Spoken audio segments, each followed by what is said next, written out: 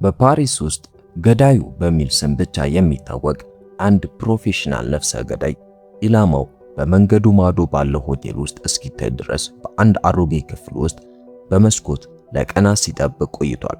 ከመቀመጫው የሚነሳው ውሃ ለመጠጣትና ለስፖርት ብቻ ነው። አንድ ቀን ከሰዓት በኋላ ምግብ ለመግዛት ከህንፃው ይወጣል። ፈረንሳውያን የጀርመን ቱሪስቶችን ስለማይቀርቡ እሱ የጀርመን ቱሪስት መስሎ ይቀርባል። ስኩተሩ አሁንም ባለበት መሆኑን ካረጋገጠ በኋላ ከማክዶናልድ ምግብ ገዝቶ ለስራ ባልደረባው ለሄዲ ይደውላል። 5 ቀናት ቢሆኑም እና መጠበቅ ቢሰለቸውም ኤዲ ግን ኢላማው መቼ እንደሚመጣ አሁንም አያውቅም። ስልኩ እንደተጠናቀቀ ገዳዩ ስልኩን ጥሎት በመርገጥ ያደቀዋል። ምሽት ላይ ገዳዩ ስናይፐሩን እያዘጋጀ ሳለ ኮሪደር ላይ ድምጽ ሰማ። አንድ ሰው ወደ በሩ ተጠጋ። ገዳዩም ለመተኮስ ዝግጁ ይሆናል። ነገር ግን የመልእክት አድራሹ ደብዳቤ ለማስገባት መምጣቱ ብቻ ነበር። ሆቴሉን ትንሽ ረዘም ላለ ጊዜ ከተከታተለ በኋላ ገዳዩ ጥርሱን ይቦርሻል። እንዲሁም የዲኤንኤ ምልክቱን ለማጥፋት የእጅ መታጠቢያውን በደንብ ያጥበዋል። ከዚያም ለመተኛት በጠረጴዛው ላይ ይተኛል። ሆቴሉን መከታተል እንዲችል የእጅ ሰዓቱ በየ10 ደቂቃው እየቀሰቀሰው ይነቃል። እኩለ ሌሊት ላይ ኢላማው በመጨረሻ ወደ ሆቴሉ ክፍል መግባቱን በማየቱ እፎይታ ተሰማው። ስለዚህ መሳሪያውን አዘጋጅቶ ጠረጴዛውን ለድጋፍ ከፍ አደረገው። በተጨማሪ ሙዚቃ ከፈተ፣ የአይን ጠብታ ተጠቀመ እና የልብ ትርታውን ተከታተለው። በሆቴሉ ውስጥ አንዲት ሴት ለተገዳዩ ትርኢት እያሳየች ነው። ገዳዩ ለመተኮስ ትክክለኛውን ቅስፈት ጠበቀ። ሆኖም ግን ሴትዮዋ በዚያው ቅስፈት ወደፊት በመራመዷ ጥይቱ እሷን መታት። እንደገና መተኮስ ቢፈልግም የጥበቃ ሰራተኞቹ መጋረጃዎቹ ወዲያው ዘጉት። አሁን ገዳዩ ዕቃዎቹን ሁሉ ሰብስቦ ከህንፃው ከመውጣት ውጭ አማራጭ የለውም። ፖሊሶች ከመድረሳቸው ጥቂት ቀደም ብሎ በስኩተሩ እየበረረ ሄደ። በከተማ ውስጥ እየነዳ ሳለ ዕቃዎቹን በቆሻሻ መውረጃና በቆሻሻ መኪና ውስጥ አላቸው። የፖሊስ መኪና ድምፅ እየቀረበ በመሆኑ በተሳካ ሁኔታ ለማምለጥ መታጠፊያዎችን መታጠፍና በደረጃዎች ላይ መንዳት ነበረበት። በመጨረሻም ወደ ወንዙ ደረሰ። እዚያም ስኩተሩን ትቶ ሄልሜቱን በውሃው ውስጥ ጣለው። በአንድ የነዳጅ ማደያ ውስጥ መታጠቢያ ቤቱን ተጠቅሞ አዲስ ልብስ ለበሰ፣ እንዲሁም ተላጨ። ወደ አውሮፕላን ማረፊያ የሚወስደውን ታክሲ ከመያዙ በፊት ቦታውን በደንብ አጸዳው። ወደ ውስጥ ከመግባቱ በፊትም የመጨረሻውን የመሳሪያውን ክፍል በቆሻሻ መጣያ ውስጥ ጣለው። ተልእኮ ሲከሽፍበት የመጀመሪያ በመሆኑ ተደናግጧል። የፖሊስ ውሻ ሲመለከተው ራሱን ለማደስና ለማረጋጋት ወደ መጸዳጃ ቤት ሮጠ። በመቀጠልም ለሄዲ ደወለ። ኤዲም ስለ ውድቀቱ ወቀሰው። ተናዶ ስልኩን ይዘጋዋል። ይህንንም ስልክ ያጠፋዋል። ከትኬቱ ጋር የሐሰት መታወቂያ ለሰራተኞቹ ካሳየ በኋላ አውሮፕላኑ ውስጥ ገባ። አውሮፕላኑ እስኪነሳ እየጠበቀ ሳለ አጠገቡ የተቀመጠ አንድ አጠራጣሪ ሰው ያስተውላል። ሌላ አውሮፕላን ማረፊያ ሄዶ በአዲስ ማንነት ሌላ ትኬት ይገዛል። ያ አጠራጣሪ ሰው እዚያ መኖሩን ሲያውቅ ደንግጦ በረራውን ወደሚቀጥለው ቀን ለማዛወር ወሰነ። በአንድ ሆቴል ውስጥ ለአዳር ክፍል ተከራይቶ ምግብ ያዛል። ከዚያም ሰላዮችን ለማጥመድ በበሩ ላይ ብርጭቆና ክዳን ያስቀምጣል። በመጨረሻ ቢላዋ ይዞ ቀሪውን ሌሊት በሚያሳልፍበት ወንበር አጠገብ ባለው ጠረጴዛ ላይ ያስቀምጧል። በሚቀጥለው ቀን ወደ ዶሚኒካን ሪፐብሊክ ይበራል እና በጫካው መካከል ወዳለው መደበቂያ ቤቱ በመኪናው ይነዳል። በአጥሩ ላይ የእግር አሻራዎችን እና የሲጋራ ቁርጥራጮችን በማግኘቱ ደነገጠ። ሽጉጡን ይዞ በአጥሩ ላይ በመዝለል ወደ ቤቱ ሮጠ። በመንገድ ላይም ተጨማሪ የእግር አሻራዎችን አገኘ። በቤቱ ውስጥ ከፍተኛ ሙዚቃ እየተጫወተ ቢሆንም ምንም የተዘበራረቀ ነገር የለም። ሙዚቃውን ካጠፋ በኋላ ኩሽናውን ይፈትሻል። እዚያም ከደም ነጠብጣብ አጠገብ ወለሉ ላይ አንዳንድ ቢላዎችን ያገኛል። በጭንቀት መፈለጉን ቀጠለ። በመታጠቢያ ቤት ውስጥ የተሰበረ መስታወትና ግድግዳው ላይ ተጨማሪ የደም ነጠብጣቦችን አገኘ። በመስኮቱ መስታወት ላይም ደም ያለበት የተሰበረ መስኮት አለ። ከቤቱ ከመውጣቱ በፊት ስልክ ይደውላል። ከደቂቃዎች በኋላ ራሷን ስታ ወደ ሆስፒታል የገባቸውን ፍቅረኛውን ማግዳልን ለመጠየቅ ሆስፒታል ይደርሳል። ወንድሟ ማርከስ አንድ ወንድና አንዲት ሴት ነፍሰ ገዳዮች ፍቅረኛውን ለማሰቃየት ሰብረው እንደገቡ ይነግረዋል። እሷም ተከላክላ የወንዱን እግር በቢላ መውጋት ችላ ነበር። ከዚያም በመስኮት አመለጠች። ነፍሰ ገዳዮቹ በታክሲ አምልጠዋል። ማርከስ ነፍሰ ገዳዮቹ እሱን እየፈለጉ እንደነበርና እሷ ምስክር ስለነበረች ሊገድሏት እንደሞከሩ ነገረው። ገዳዩ ይህ ዳግመኛ እንደማይከሰት ለማርከስ አረጋገጠለት። በዚያ ቅጽበት ማግዳላት ነቃች። ለገዳዮቹ ምንም ነገር እንዳልተናገረች ወዲያው አረጋገጠችለት። ወደ ቤት ተመልሶ በአትክልቱ ስፍራ ውስጥ በመቆፈር በመሳሪያዎች የተሞላ ካዝና ወጣ። ሁሉንም ከሐሰት መታወቂያዎቹ ጋር ይይዛል። ከዚያም ማርከስ የገለጸውን ታክሲ ፍለጋ ጀመረ። ለብዙ ሰዓታት ቢነዳም አሁንም አንድም ፍንጭ አላገኘም። ምሽት ላይ ወደ ታክሲ ኩባንያ ሄዶ ሲስተሙን ለማግኘት ስራ አስኪያጁን አስፈራራው። ፈጣን ፍለጋ ካደረገ በኋላ ሊዮ የተባለ ሰው ነፍሰ ገዳዮቹን ወደ ቤታቸው እንዳደረሳቸው ደረሰበት። ከሳጥን ውስጥ የተወሰነ ገንዘብ ወስዶ ዝርፊያ እንዲመስል አንዳንድ ነገሮችን ይወረውራል። ስራ አስኪያጁንም ወለሉ ላይ አስሮት ሄደ። በሚቀጥለው ቀን ሊዮ በታክሲው እስኪወጣ ድረስ ከታክሲ ኩባንያው ውጪ ይጠብቃል። ከዚያም ተከትሎት ወደ ከተማ ገባ። እዚያም ቱሪስት መስሎ የሊዮን ታክሲ ይይዛል። ሽጉጡን አውጥቶም ሊዮ መንዳቱን እንዲቀጥል ነገረው። ሊዮ ዝርፊያ መስሎት ቦርሳውን ሰጠው። ነገር ግን ስለ ነፍሰ ገዳዮቹ ይጠይቀዋል። የተሸበረው ሊዮ ሁለቱ ሰዎች አስፈሪ እንደሚመስሉ ነገር ግን ገንዘብ ስለሚያስፈልገው ብቻ እንዳደረሳቸው ተናዘዘ። የሰውየው እግር እየደማ እንደነበረ አስተውሏል። ነገር ግን ወደ ሆስፒታል መሄድ ስላልፈለጉ ሊዮ እንደጠየቁት አውሮፕላን ማረፊያ አውርዷቸዋል። ሊዮን ከድልድይ ስር እንዲያቆም ነገረው። እናም ጭንቅላቱን በጥይት ይመተዋል። ከዚያ በኋላ ወደ ኒው ኦርሊንስ ይበራል። እዚያም ወደ ዕቃ ማስቀመጫው ለመሄድ ቫን መኪና ይከራያል። ከሳጥን ውስጥ ተጨማሪ መታወቂያዎችን እና ሽጉጦችን እንዲሁም ለቫን መኪናው አዲስ የሰሌዳ ቁጥሮችን አወጣ። በመቀጠልም አንዳንድ መሳሪያዎችን ለመግዛት ወደ ሃርድዌር መደብር ሄዳል። በከተማ ውስጥ የጽዳት ሰራተኛ መስሎ ደብዳቤ አድራሹ በሩ ሲከፍትለት ወደ አንድ ዘመናዊ ሕንፃ ይገባል። በአንድ ላይ በሊፍት ይወጣሉ። እናም በላይኛው ፎቅ ላይ ገዳዩ ጊዜ ለመግዛት ዝቅ ብሎ ውሃ ይጠጣል። ደብዳቤ አድራሹም በሩን በደንብ አልዘጋውም ነበር። እሱ እንደወጣ ገዳዩ ወደ ቢሮ ለመግባት እድሉን ተጠቀመ። በውስጥ የኤዲ ጸሐፊ ዶሎረስ እሱ ሽጉጥ ይዞ ሲመጣ በማየቷ ደነገጠች። ገዳዩ ኮምፒውተሯንና ስልኳን ወሰደ። ከዚያም ወደ ኤዲ ቢሮ እንድትመራው አስገደዳል። ዶሎረስ ኤዲን ወንበር ላይ ታስረዋለች። ከዚያም ወደ መጸዳጃ ቤት በመሄድ እጇን ከመታጠቢያው ጋር ታስራለች። ከዚያ ገዳዩ በሩን ዘግቶ በቤቱ የነበሩ ሁለቱ ነፍሰ ገዳዮች እነማን እንደሆኑ ጠየቀ። ኤዲ ለስህተቱ ካሳ እንዲሆን በጣም ከባድ ከሆነ ገዳይ ጋር ውል መፈራረሙን ያስረዳል።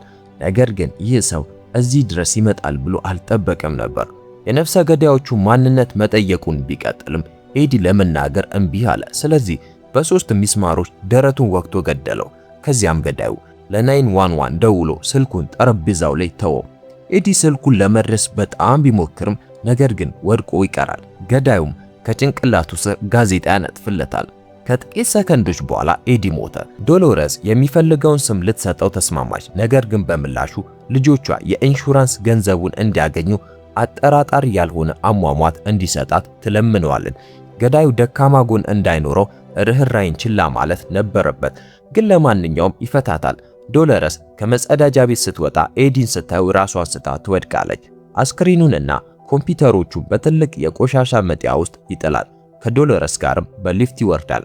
በሚቀጥለው ፎቅ ላይ አንድ ተከራይ አብሯቸው ይገባል። በቆሻሻ መጣያ ውስጥ ስላለው አስክሬን ቀልድ ይናገራል። ይህም ዶሎረስ በጭንቀት እንድትስቅ አደረጋት። ከዚያ በኋላ ገዳዩ ዶሎረስን ወደ ቤቷ ይወስዳታል። እሱ ወደ ውስጥ ሲገባ እሷን በቫን መኪና ውስጥ አስሯት ይተዋታል። ዶሎረስ ትጮኻለች እና ራሷን ለማላቀቅ ሞከረች፣ ግን አልተሳካም። ገዳዩ ጋራጁን ከፍቶ መኪናውን ውስጥ ይደብቀዋል። ከዚያም እሱና ዶሎረስ ወደ ቢሮ ይሄዳሉ። የአድራሻ ደብተሯን እንዴት መጠቀም እንደሚችል ታስተምረዋለች። ይህም ስለ ሁለቱ ነፍሰ ገዳዮች መረጃ የያዙ ካርዶችን እንዲያገኝ ያስችሏል። በመቀጠል የዶሎረስን አንገት ሰበረ እና አደጋ እንዲመስል ደረጃው ላይ ይገፋታል። በዕቃ ማስቀመጫ ውስጥ ገዳዩ የኤዲን አስክሬን ያቃጥላል። ቆይቶም በመርከብ ተጉዞ የኤዲን አመድ በባህር ውስጥ ይጥለዋል። በአንድ ሞቴል ውስጥ ካደረ በኋላ ቫኑን አጥቦ አዲስ የሰሌዳ ቁጥር ለጠፈበት። ለሚቀጥሉ ጥቂት ሰዓታትም ፍሎሪዳ እስኪደርስ ይነዳል። ቫኑን እዚያው ትቶ ሌላ መኪና ይከራያል። ከዚያም ወደ ወንዱ ነፍሰ ገዳይ ቤት ይሄዳል። ገዳዩ ኢላማውን የለየው በማንከሱ ነው። አንዳንድ ሸቀጣ ሸቀጦችን ከገዛ በኋላ ቤቱ አቅራቢያ መኪናውን አቁሞ ይጠባበቃል። በመጨረሻም ነፍሰ ገዳዩና አንዳንድ ጓደኞቹ ከቤት ወጥተው በጭነት መኪናቸው ይሄዳሉ። እሱም የፈጠነ ይከተላቸዋል። ከተማው ውስጥ የጭነት መኪናው ከአንድ ጭፈራ ቤት ውጭ ይቆማል። ቡድኑ ወደ ውስጥ ይገባሉ። ስለዚህ ገዳዩ ወደ ቤቱ ተመልሶ ኢላማው እስኪመጣ ጠበቀም። ሰውየው ቤት እንደገባ ገዳዩ ወደ አጥሩ ይጠጋል። በዚህ ጊዜ አንድ አስፈሪ ውሻ ትጮህበታለች። እሱም የእንቅልፍ መድኃኒት የተቀላቀለበት ምግብ ይወረውራል። ውሻዋም ያለምንም ጥርጣሬ ትበላዋለች። በዚያው ቅጽበት ባለቤቷ ይጠራታል። መድኃኒቱ ስራውን እስኪጀምር ጥቂት ደቂቃዎችን ከጠበቀ በኋላ አጥሩን ተሻግሮ ወደ ቤቱ በስውር ይገባል። ውሻዋ አልጋዋ ላይ እያንኮራፋች ነው። ገዳዩ ወደ ቤት ገብቶ ክፍሎቹን አንድ ባንድ መፈተሽ ጀመረ። ድንገት ያ ግዙፍ ሰው ዘሎ ይዘውና መሳሪያውን እንዲጥል ያደርጓል። ሰዎቹ እርስ በርሳቸው ይፋለማሉ። በግርግሩ መካከል ሽጉጡ ከአልጋው ስር ይገባል። ግዙፉ ሰው ገዳዩን በቁም ሳጥኑ መስኮት በኩል ወርውሮ ያወጣዋል። ከዚያም ወለሉ ላይ ጥሎ ይደበድበው ጀመር። ግዙፉ ሰው ሽጉጡን ለመውሰድ ሲመለስ ገዳዩ የመቆም እድል አገኘ። ነገር ግን ይህ ግዙፍ ሰው ወዲያውኑ መልሶ ያጠቃው። ትግሉ ቀጠለ። ገዳዩ በቴሌቪዥኑ ስር ይወረወራል። እሱም በግዙፉ ሰው ራስ ላይ የአበባ ማስቀመጫ በመስበር ይመልስለታል። ከዚያም ወደሚቀጥለው ክፍል ይሮጥና የተለያዩ ጌጣጌጦችን እንደ መሳሪያ ለመጠቀም ሞከረ። ነገር ግን ይህ ግዙፍ ሰው ወደ ኮሪደሩ ይወረውረዋል። ገዳዩም ጀርባው ላይ ዘሎ በመውጣት ሊያንቀው ቢሞክርም ግዙፉ ሰው ከግድግዳው ጋር ለማጋጨት ወደ ኋላ ሄዳል። ከዚያም ወለሉ ላይ እንዲደቅ ከላዩ ይወድቃል። ሆኖም ገዳዩ የብረት ምድጃ መቆስቆሻ አግኝቶ እንደ መሳሪያ ተጠቀመ። ከዚያ ከሶፋው ጀርባ ተደበቀ። ግዙፉም ሶፋውን በመግፋት ሊያጣብቀው ሞከረ። ወደ ሌላ ጠረጴዛ ላይ ወረወረው። ሽጉጥ ለማውጣት መሳቢያው ሲከፍት ገዳዩ እንደገና በመቆስቆሻው ይመታውና በጠረጴዛው እግር ላይ እንዲወድቅ ያደርገዋል። ግዙፉ ሰው ጥቂት ጥይቶችን ተኮሰ። ነገር ግን ገዳዩ ወደ ኪችን ሮጠ። እዚያም የካሮት መፈቅፈቂያ ይዛል። ግዙፉ ሰው ከጀርባው የተሰካውን እንጨት ነቅሎ ካወጣ በኋላ ወደ ኪችን ይጠጋል። ገዳዩ የተሳሳተ አቅጣጫ እንዲተኩስ መፈቅፈቂያውን ይወረውርበትና ከክፍሉ ይወጣል። ወለሉ ላይ ደም እያፈሰሰ በሩን አልፎ ወደ መኝታ ክፍሉ ለመድረስ ሞከረ። ሆኖም ገዳዩ በመጨረሻ ሽጉጡን አግኝቶ ቀድሞ ተኮሰ። ጩኸቱ ውሻዋን ቀሰቀሳት። ገዳዩ ግዙፉን ሰው ለመጨረሻ ጊዜ ጭንቅላቱ ላይ ተኩሶ ሲገለው እሷ ወደ ቤቱ ትሮጣለች። ገዳዩ መሮጥ ሲጀምር ውሻዋ በመስኮት በኩል ጭምር ዘላ ትከተሏለች።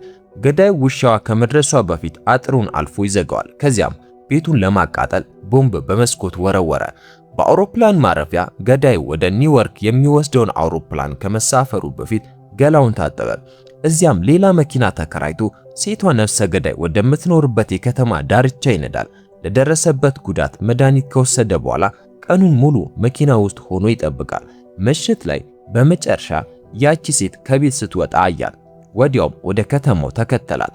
የትራፊክ መብራት ጋር ሊተኩስባት አሰበ። ነገር ግን የፖሊስ ድምጽ ስለሰማ ሽጉጡን መልሶ አስቀመጠ። በመጨረሻም ወደ አንድ ምግብ ቤት ትገባለች። ገዳዩም ወደ ውስጥ ፈጥኖ በመግባት ጠረጴዛዋ ጋር ይቀመጣል። ወዲያው ሽጉጡን ከቦርሳ ውስጥ ይወስደዋል። እሷም ወዲያውኑ ለይታው ታውቀዋለች። የመጨረሻ ጊዜዋን በጥሩ መጠጥ ለማሳለፍም አስተናጋጁን የዊስኪ ጠርሙስ ታዛለች። ምግቧንና መጠጧን ልታካፍል ሞከረች። ገዳዩ ግን ምንም አይነካም። በእሱም ሆነ በፍቅረኛው ላይ ምንም ቅሬታ እንደሌላት ልክ እንደ ማንኛውም ነፍሰ ገዳይ ስራዋን ብቻ እንደሰራች ትገልጻለች።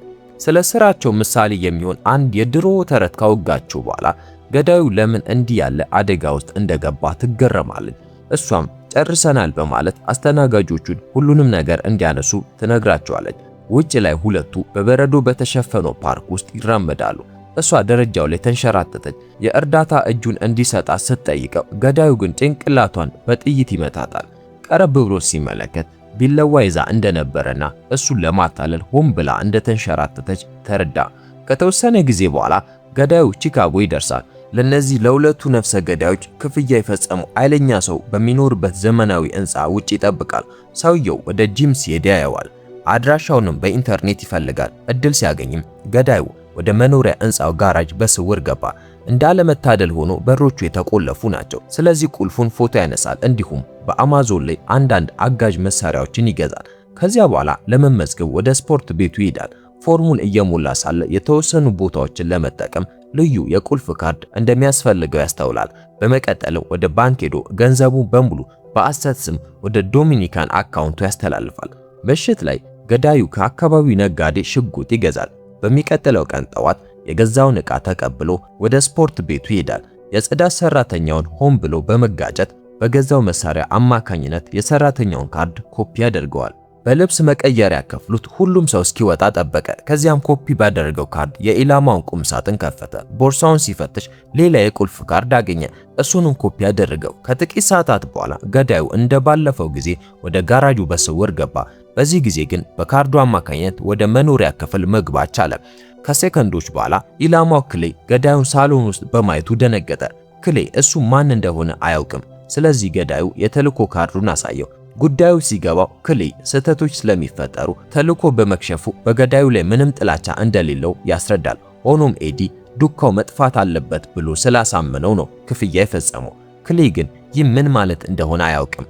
ገዳዩ ካመነታ በኋላ እሱን ለማመን ወሰነ።